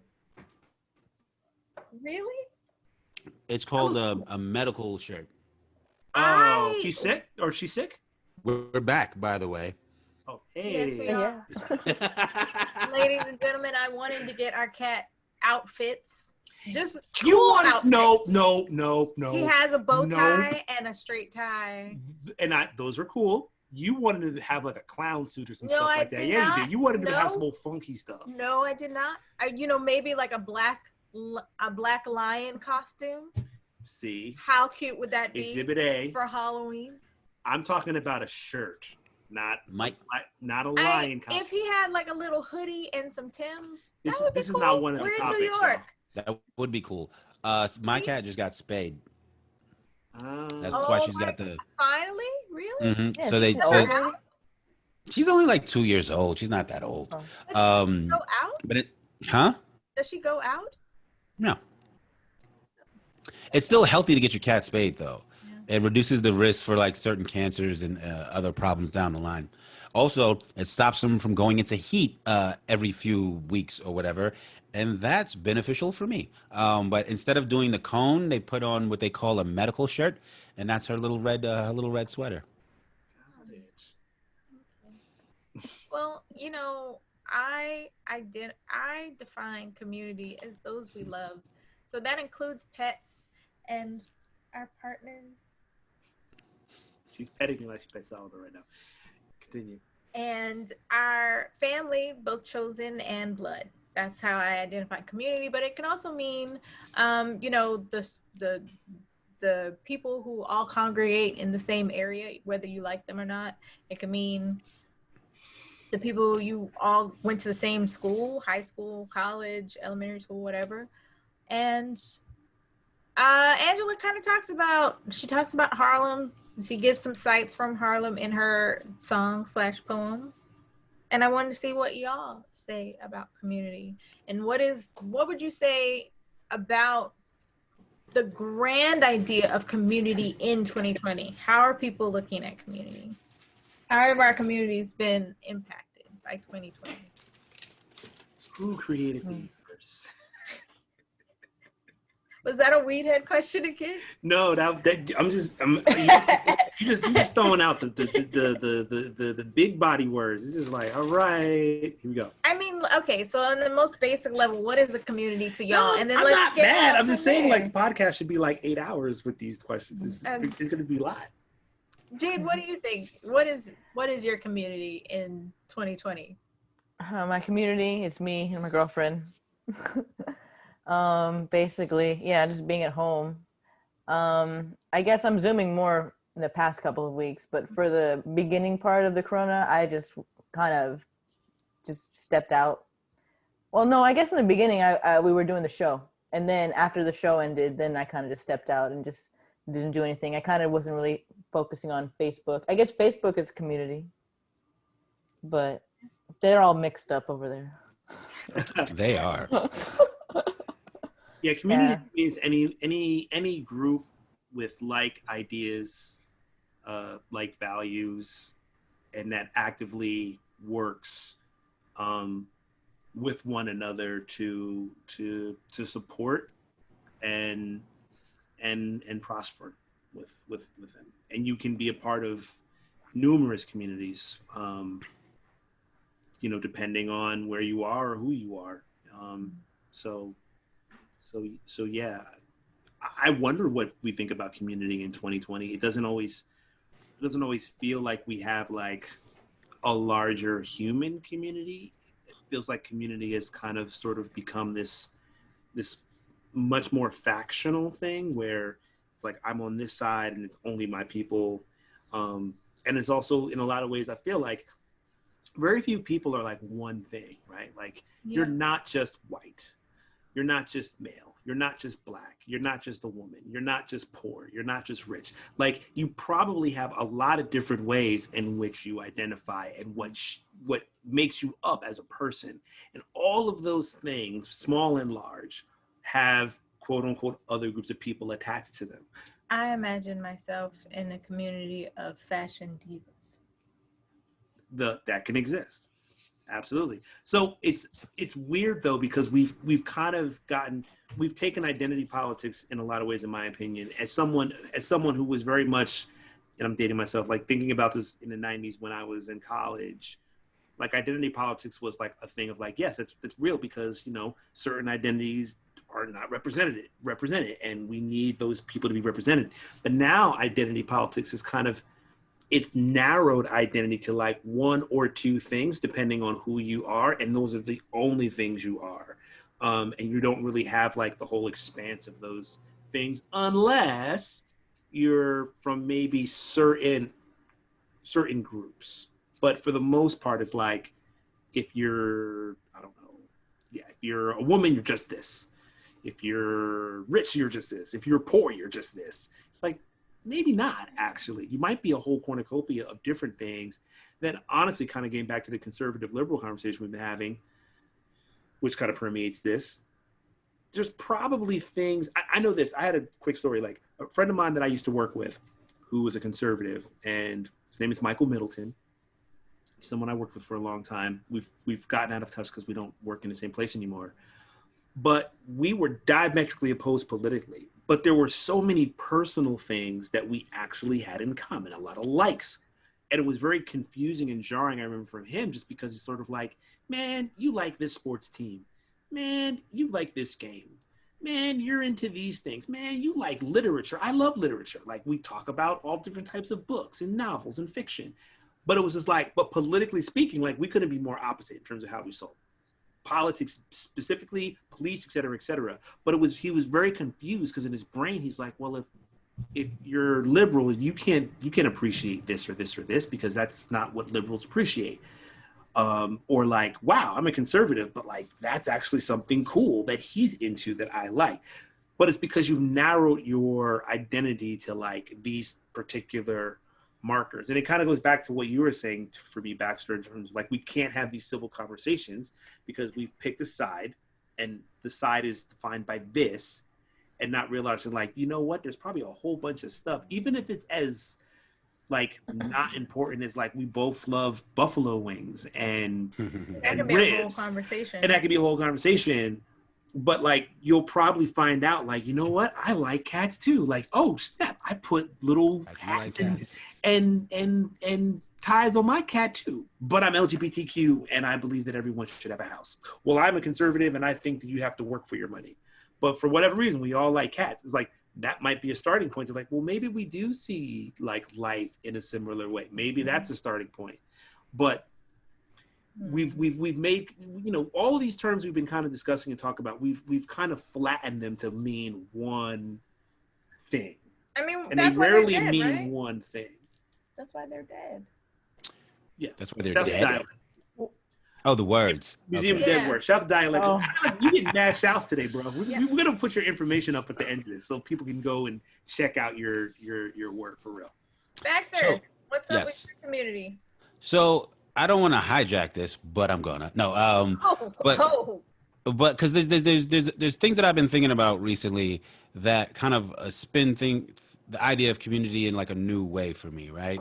So a lot of people recently have been complaining about the Electoral College, and you know, if it should exist, if it shouldn't exist, yada yada yada, and you know, there's valid perspectives on both ends, right? But what I find is like a lot of people, myself included to a certain extent, don't really or didn't really have a full understanding of what the Electoral College, what the function of it was originally, what it kind of function as today, and you know what the world would or what the country would be like without it. So, and this is all going to dial back to community, right? So the original idea of the United States of America was a loose collection of sovereign states, right? And each state was its own country, if you will.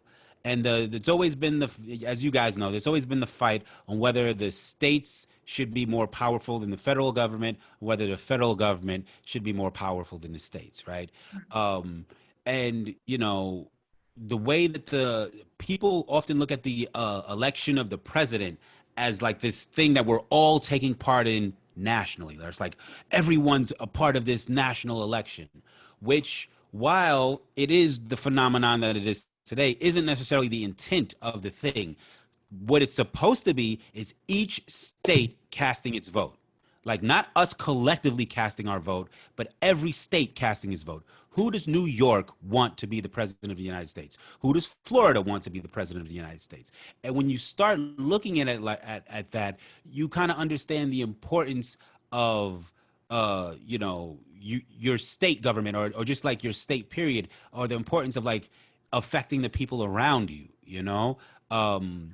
And so I bring this up because of the Electoral College, because like I keep going back and forth with Osiris Anthem, shout out to Osiris Anthem, EOW champion, about like Trump lost the popular vote, but he won the election. And a lot of people use that as a reasoning for the Electoral College to not exist. But it's like when you think about the election as every state voting for who they want to be president, and not like everybody in America collectively voting for who they want to be president, that makes more sense, right? Because like Rhode Island has less population than New York City, right? Like forget New York State, like New York City, we probably have more population than Rhode Island, right? So it's like if it was a one person, one vote system nationwide, Rhode Island screwed. They're never going to get their way. Whatever they care about, they might as well, you know, only people who are going to win is going to be the East Coast and the West Coast, New York and LA. Everybody like is heavily, densely populated. We're always going to get our way, which isn't the right thing either, right? You know, and I say all this to say like there is a part of me that thinks community specifically means the people in your general area, not like global community, not like, oh, I'm a community of artists that stretches across the world, but like your neighbors, like the people who are affected by the same reality you are on the ground. But my neighbors cook fish. I smell it. And right. That affects me. And that's real. That's so real. But let me ask you this. What are your neighbors' names? Hetty, and then there's Freddie, and then there's one apartment. Hetty and Freddie? Yes. Shout and they're out to best them. friends. It's so funny. Yeah, one is, I believe, Caribbean, definitely. I wanted to say Jamaica, but I'm not 100% sure. I'm pretty sure he's Jamaican. Yeah. I've gotten enough and then Freddie is, talks about why I cut my dreads. And then Freddie's German. But the funny thing is, Hetty and Freddie.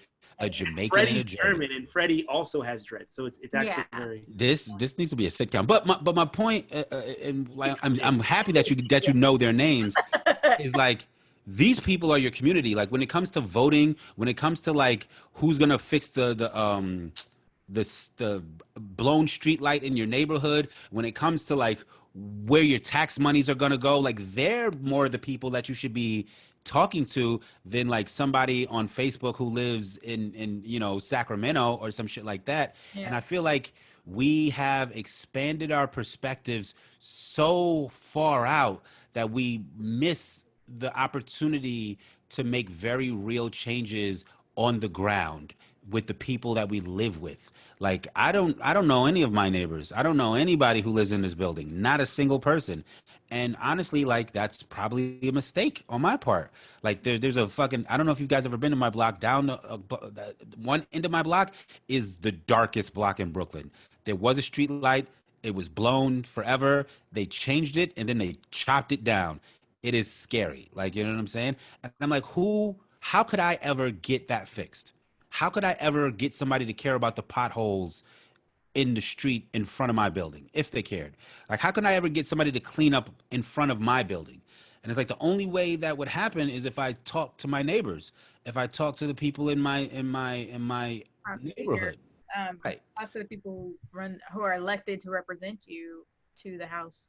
But even they're more moved by a collective action of a neighborhood than they are just me writing a strongly worded letter like, hey, council person, this is Baxter from Crown Heights.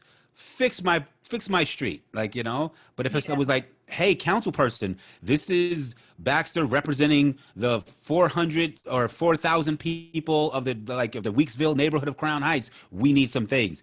That's more like of a thing that I think a politician would be like, well, maybe I should read this. Maybe I should. You technically live in Weeksville?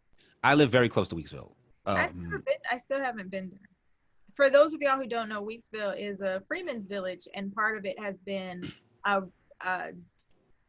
at one point it was restored, and so you can go and actually see how free black people lived in like the 17 and 1800s in Brooklyn. For lack of a better term right now, because I'm really tired. Yep. It's been retained. Yes. Basically.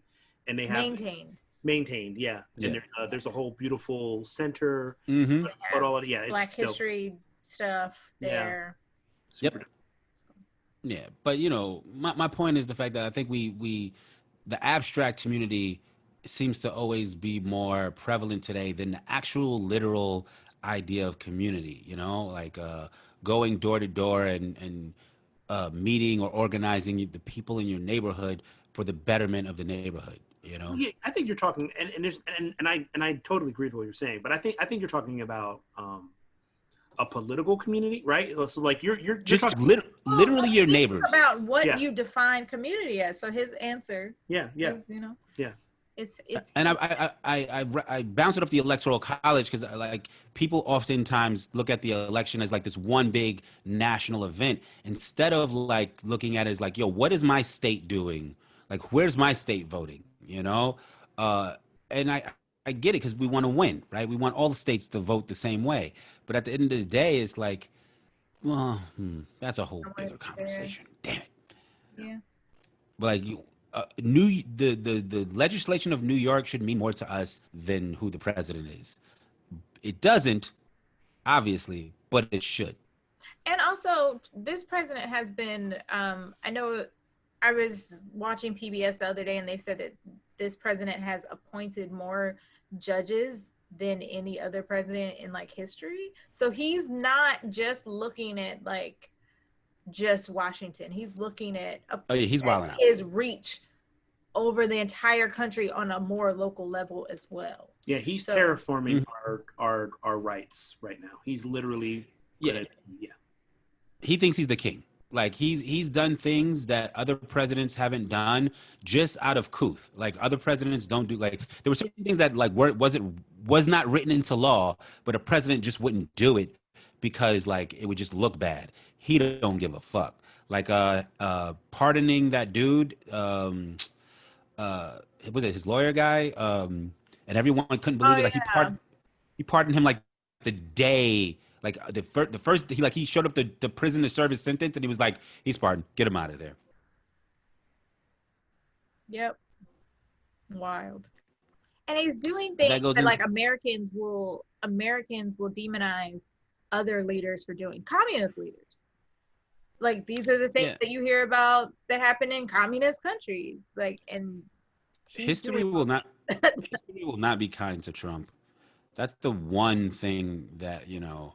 We don't know that. And it depends on. Oh, it will not. There's like, I'm a skeptical person, but I'm also an optimistic. I think most, like, we move towards progress. We move towards doing the right thing. Like Columbus had a good run for how many ever centuries he had a good run for, but eventually we were like, hold up, he kind of was a bastard. Like, you know. Well, he wasn't celebrated until after his death, though, at all. But I feel that, like, oh my God, I'm sorry, I put it in. So much stuff named Columbia. Who is the other Columbus people? All that was done after his death, like, by the Italians because they wanted to, but assimilate into, American culture. So they grabbed hold onto this idea of Christopher Columbus without really knowing the real true story. And then now basically the people that are fighting for the Columbus statues to stay up, they're not the Hispanic people that are his descendants. Yeah. They're the Italians that think that they're related somehow. Yeah. That's exactly who it is. But then what about like place names? Like I went to college in Columbia, South Carolina. There's a Columbia, Maryland. There's a whole country called Columbia. Like where is that? What were they named after? I mean, his reputation. Yeah. Like Colombia is the country Colombia named, and his name actually wasn't even Columbia, it was Colon. Like, so it's a whole bunch of just naming things. What? Like, is all of the history a lie? Yeah, like all the history is a lie. It's Cristobal Colon. Yeah, there you go. Okay. I don't know if y'all knew that. But. I did not. I was not aware. Thank you for putting me on, Jade. Some people would say there's a B-side of history, and I don't think Chaz Van Queen, aka Chazmere, would agree with you. There are no B-sides to Chazmere. So let's hear that. Oh, there we go. Oh, I think you should do that. Okay. Wait. These are good fortune. We did not come for proportion.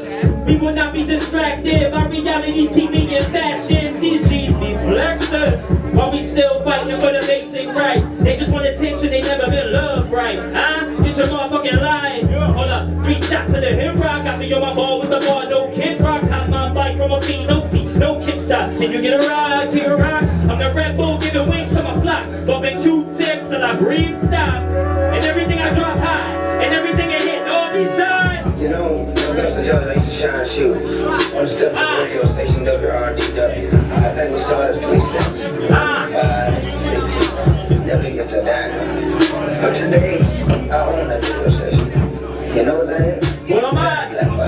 3 shots to the hip rock. Got me on my ball with the bar, no kid rock. I got my bike from a machine, no seat, no kickstop. Get a ride, kick a rock. I'm the Red Bull giving wings to the block. Bumping Q-tip till we breathe stop. And everything I drop high, everything is lit, no besides. Nobody believes in us. As lies I am, they clutching their purse while they walk down the street from us. They not even flee to us. I'm in too deep, brother. 6 levels of passion, the rocks immaculate. Somebody tell the landlord that. As a youth, cops inside my school, trying to recruit. Same ones outside projects, and them in taking, they're trying to shoot at us. Even cookies all on my computer, they tracking my movements, bruh.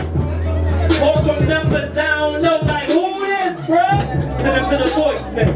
Sally made on my coattails. Underground where we third rail. And I ain't skinny, I'm lean. Cop hella clothes, but are you clean? On the inside, right how the songs, what the fuck you mean? 3 shots to the hip rock, got me on my ball with the bar, no kid rock. Cop bike from a beam, no seat, no kickstop. Can you get a ride, kick a rock? I'm the Red Bull giving wings to the block. Bumping Q-tip till we breathe stop. Everything we drop by, everything is lit, no besides. Hey. So that was Chaz Van Queen, aka Chazmere, doing better than last year with no B-sides. And like I said, all of these clips are from The Poet Will Be Televised, and you can subscribe to us on YouTube and see all the clips that yourself, and years worth of clips. You can watch all day and tell your friends all day. So with no B-sides, the first thing I noticed, I was kind of listening to what he was saying in the beginning of the first verse, really reminded me of Gil Scott-Heron's poem, The Revolution Will Not Be Televised, which of course is a poem that's close to my heart. It's the reason why the jam session is named The Poet Will Be Televised. Yes. Yay. Like a shirt. You can get a shirt online. We have numerous designs.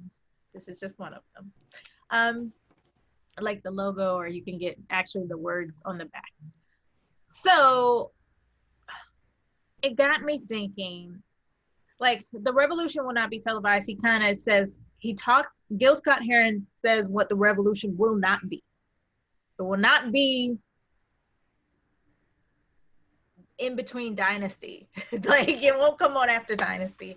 It won't help you get the rub out. It won't help you get the rub out. Yeah, like he does a lot of pop culture things that people from in the 70s would have like immediately been like, oh, he's like, he's going off, right? And I kind of felt like with the first verse, Chaz was kind of doing that as well, saying like, it's not this, we got to turn up, and we have pride in these things, right? And so I wanted to know, to the panel, what does revolution mean to you? Or what is revolution not? Well, it's definitely not this. It's not this? It's not a podcast? Well, not the podcast. I mean, like the existence that we're in. I mean, revolution to me is literally a complete washing away of an existing thing. It is literally a complete, and I'm thinking of it from a historical standpoint, from like a human historical political standpoint.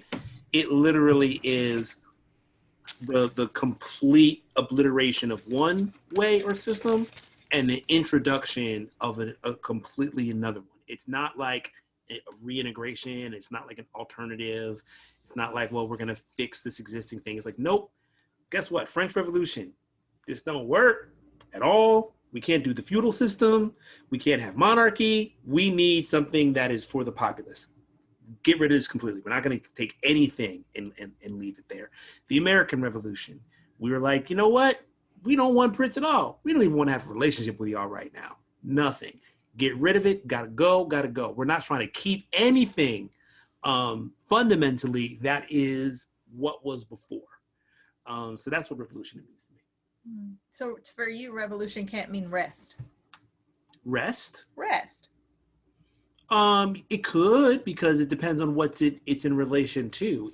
If all I'm doing is nonstop work, or I'm not valuing rest, and now instead I'm like, you know what's more important? Fuck work. I'm taking siesta. I'm gonna do my thing. Then yeah, that's revolution. 3-hour lunch breaks, people. Many countries have them. They're doing, well, maybe they're not doing fine.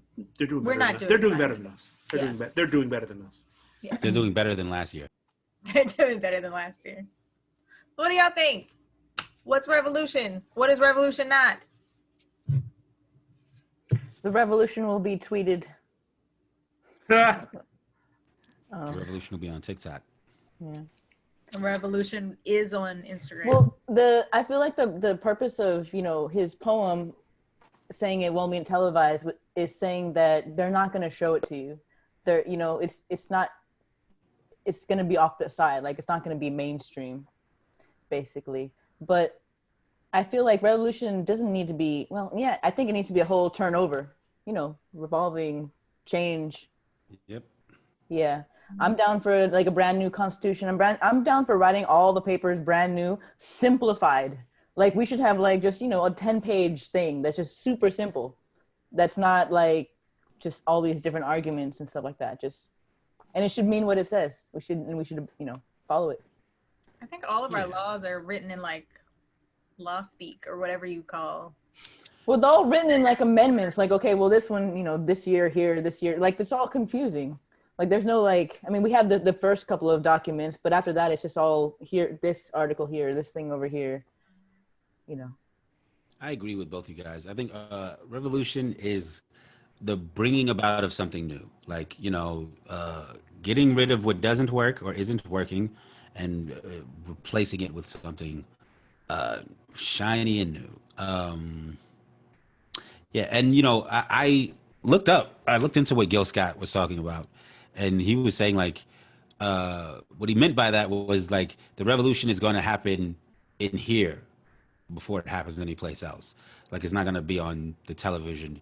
Like the change that needs to happen inside before you see it happening other places. Which I completely. You also need to do it right. Like you right, can't watch it on the news. You're not going to just right. It's not going to just like happen without you actually getting up out your seat. Right, because by the time you see it on the news, like you've missed it. You know what I'm saying? Or it's not going to be the real picture on the news. It's just going to be how they wanted to show it. Yeah. It's not the actual revolution. Just like what's going on right now with the protests. Nobody's showing the actual positive things. They're just showing the negative stuff. Yeah, that's true. I feel like that's what he means. Because during that time, that was revolution. It was like, what, 1970 or 71? Mm-hmm. So it was after like big civil rights. It was in the time where everybody started getting complacent. Right. Where they said, okay, we had enough change. We're doing good. We're on the right path. Now let's just sit back and enjoy our change. And then shit happened. We lost the gold. It's just, like also a lot of the leaders were starting to get like. Well, some of them were dead in jail. Yeah, I don't know if they were staying back like we did. I think they kind of lost. Yeah. I think it was the empire. No, I mean like the Vietnam War ending, not just all of it. Yeah, that's true. Yeah. Collectively, like there were good things that happened at the end, and media started taking over. Television started getting bigger, and we started getting distracted. Like more people were focused on civil rights in the 60s than they were in the 70s. How new was TV at that time? Like, 20 years old. Well, yeah, but 24-hour TV was probably new. Probably new, yeah. At that point, and also a TV. I don't think they had 24-hour TV in the 70s. I think that was the 80s. Also, I mean, but you could watch until the television went off. Like what also a TV in every house. The TV went off at like 1. A TV in every house had to be pretty new too, right? Like any technology, it wasn't like TVs came out and everybody had one. Right. Yeah, it took a while. By the 70s, there was like a TV in every house. That was I would that say. was definitely true. And in the 80s, everybody had 2. And now there's more than one. Now it's on your phone. Now it's on your phone. Everyone has one. Right. 3-year-old. Yo, I went to a restaurant called Chavella's. It's a Mexican restaurant on Franklin. It's pretty good. As to my standards. They have outdoor seating? They do. But the menu is they put a little thing in front of you and you scan a QR code and they just give it to you like, hey, scan this for the menu, right? And I'm like, what a fucking privileged world we live in. They don't ask you if you have a smartphone. They're not like, hey, do you have a smartphone? They're just like, hey, scan this. Like, we live in a world where people are expected to have a smartphone. $1,000 just sitting in your pocket. In your pocket at any given time. What are you, a teenager? Here, scan this. Yeah. The revolution will not be on your smartphone. It will not be an app that you can download and update. I don't know. Maybe. I mean, I know everyone was saying that was going to be a new form of slavery, like apps being able, like you being able to implant an app, and people are still talking about doing that. I think that there were some people who did it, like. What do you mean? What kind of app? What? Like a QR code, like microchip in your. Like for health things or something? Not for health, for like no, buying like you would go to the store and you would just like swipe your credit card for everything. Like credit card, like for everything. Your medical records, your identity. Those are people that really believe in the system. Yeah, I want it. But it's believing in convenience. They don't believe in the system. Yeah, they're just like, I want to walk out of the house with nothing in my pocket. Yeah, everything is like right here. Yeah. The original way they were selling it, and actually I think it's something that's in Texas, is that they were talking about it microchipping because it was a way to for lost children. So the idea is that like if you chip your child, if they're lost, they can get scanned. 1, instantaneously, authorities would be notified. But then 2, by scanning it, they would have their address in there, their name, who their parents were. So there was these companies that were selling this idea in the last 10 years through that ways and means, because what parent isn't going to be like, wait, there's a way that I can track my child and there won't be safe? Solomon has a chip. Right, and it's a similar type of, it's basically the same premise, but it's born of convenience and safety. So you won't believe in the system, but if you're sold the idea that something is going to be made easier for you and you'll be safer, you'll allow anything to exist. I mean, but that's how they get us with everything, right? That's why policing exists. That's why Social Security exists. That's why credit checks, credit scores exist. It's always like they never sell you something on the idea of like, yo, this is going to inconvenience you, but it's for your benefit. They always give you like the sweet deal, like, yo, this thing is going to be great for you. It's like, oh, we need to be more safer. Well, let us track you completely. Let us know where you're at all times, and not for nothing. If we had everybody chipped, we could have solved this corona problem. Allegedly. I don't know. I feel. But I mean, but that's what they'll say, right? That's the way they'll go. But then also after the corona is done, then like, that's the problem. Then what do we use it for after we've already had the? Yeah. But you know how like they call America the land of the free, and it's like again radical, but like we are the least free people on the planet. Did you know other countries don't do credit scores? Canada I didn't know that. But not every place does, right? Like even the idea of debt is like new. Like debt used to be you owed that shop some money, right? That was debt, right? But now debt is something that not only can follow you wherever you go, follow you after you die. Like it can ruin. Pass on to your children or your spouse. Right, There's an industry that buys and sells debt. Think about that. And then even the idea of a social security card, like from like who was the last free American? The last free American was somebody who was born in a house in the South that only person knew that he was born was his mama and his papa. You know what I'm saying? Could wake up. That might have been in like Montana or some shit. He could wake up. Yeah. He can wake up and go anywhere he wanted, and that's when Americans came up with the idea of being free. They meant like you were free to go get land and literally do whatever you wanted on that land, and the government would leave you alone, and people would leave you alone. Where does that exist anymore? A lot of people would take that privilege. A lot of people would take that privilege of being able to do whatever the fuck you want to in your land and do bad things. They often did.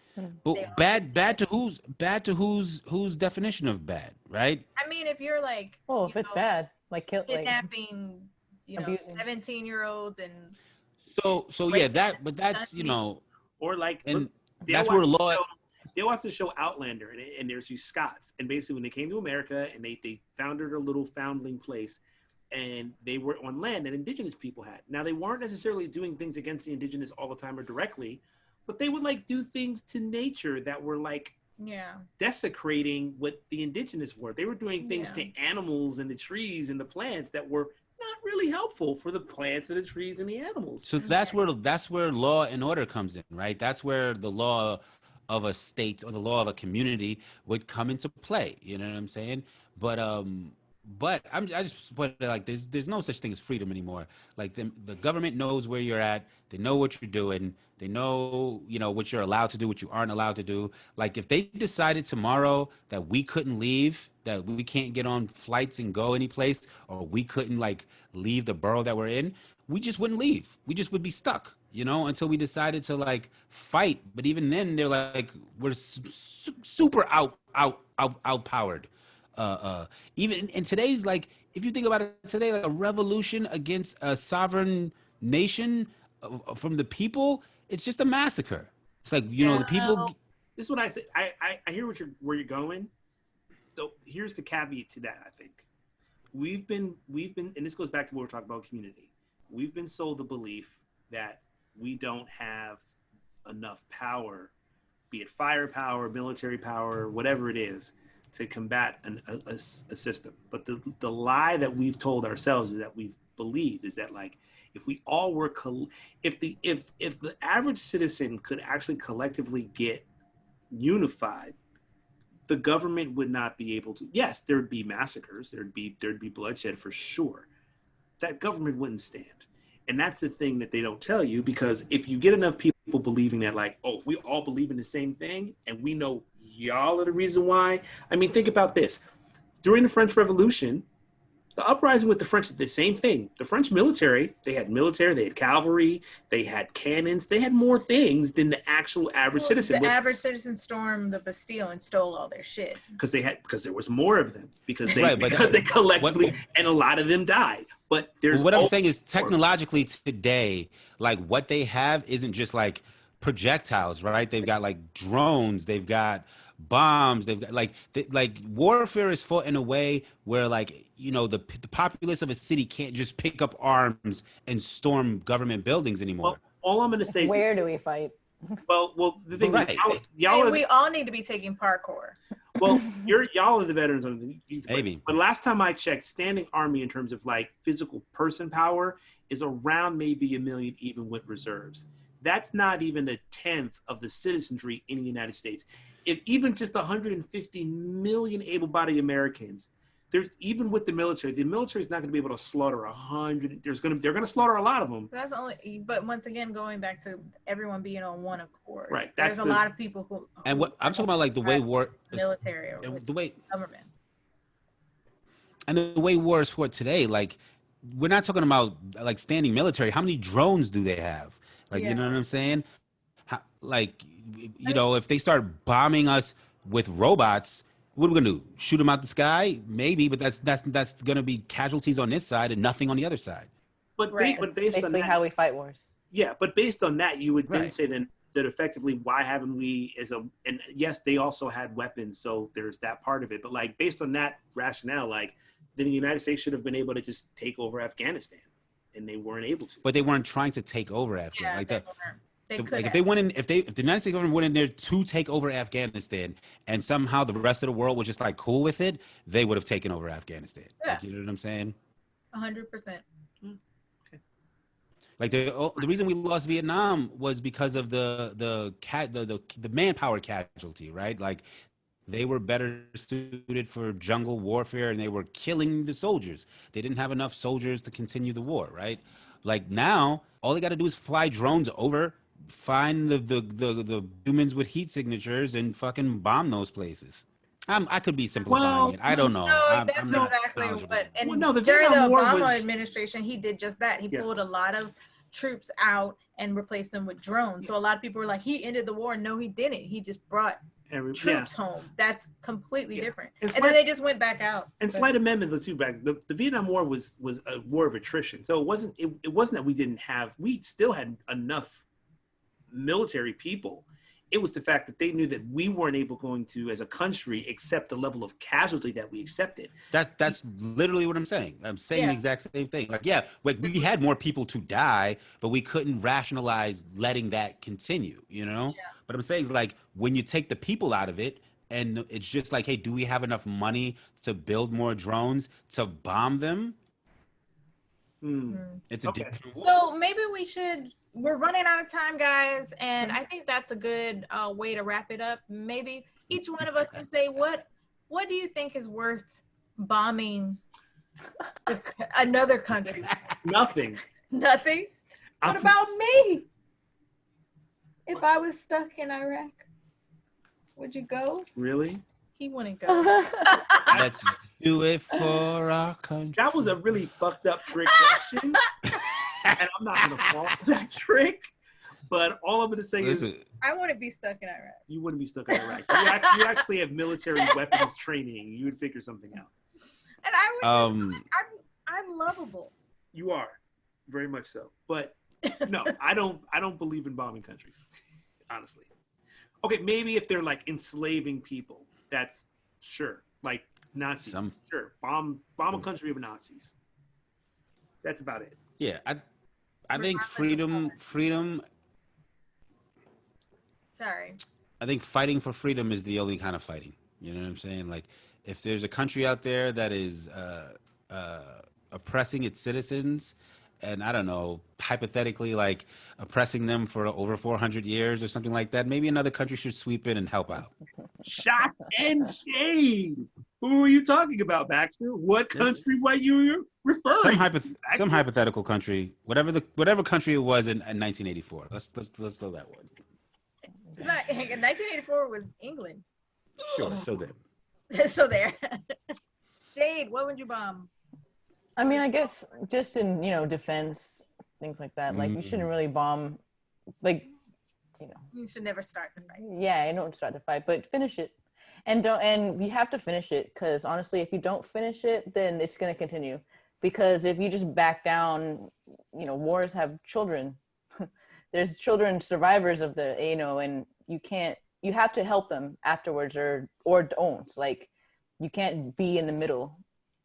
Yeah. On it. You have to make a decision. If you want to help them, help them. If you don't, you have to finish the job. Like, that's just the kind of honesty of war. Because those children will come back. And that's what we have. We have a whole bunch of children, fighting for what they lost. Yeah. True. Poetry snaps. Yeah. So thank you so much, y'all, for hanging with us. Thank you to our panel, Baxter Wordsworth, Mikal Amin, Jade Zabric. This has been the Poet Podcast on Sky's Crescent Radio. I am your host, Dale Novella. Please subscribe to us on YouTube, buy a t-shirt, tell your mama to listen to us, your daddy, tell your husband, your kids, your wife. Because everybody's listening to us out there. I didn't know how to take that line and apply it here. But thank you so much for listening. We'll catch you on the next time on the Poet Podcast. Have a good night, everyone.